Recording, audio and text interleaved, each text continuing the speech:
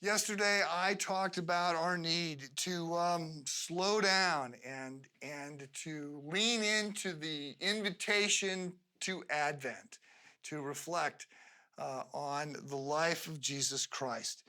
Um, and the focus was, which is generally the case for good reason, the focus is has been looking back at the first Advent, the first arrival of Jesus, the first coming of God. There is also this idea that Advent is a time not just of looking back and remembering the long waiting of the Jews and capturing some of their pain and some of their confusion and some of the whole, the whole darkness that was going on. But it's also about looking ahead with anticipation to Christ's promised return, to be in a spirit of waiting now.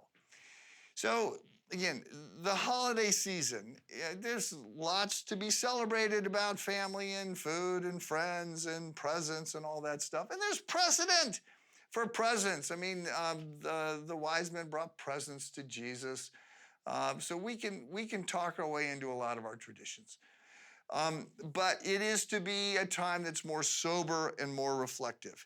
One of the writers that I appreciate around Christmas, Advent, Easter, Resurrection Sunday, all of that, crucifixion, is an Episcopal writer and rector, Fleming Rutledge.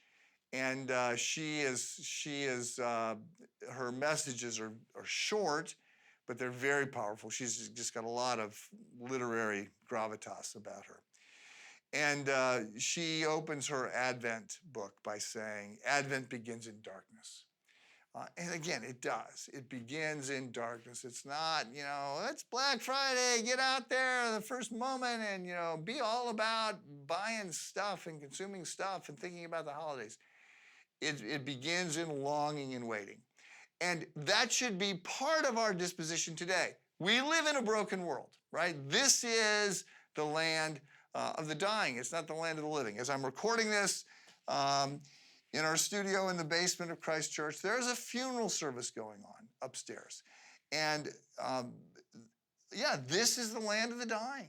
This is a land of injustice. This is a land of suffering. This is a land of cancer. This is a land of corruption. This is a land of heartbreak. There's a lot of things that are wrong with this world. And for the record, we tend to think of Christmas as being about family and friendships. One of the things that I learned as a young pastor was that lots of people are very lonely at Christmas. It's a very difficult time. It's a very melancholy time. And there's a lot of pain and angst that goes on.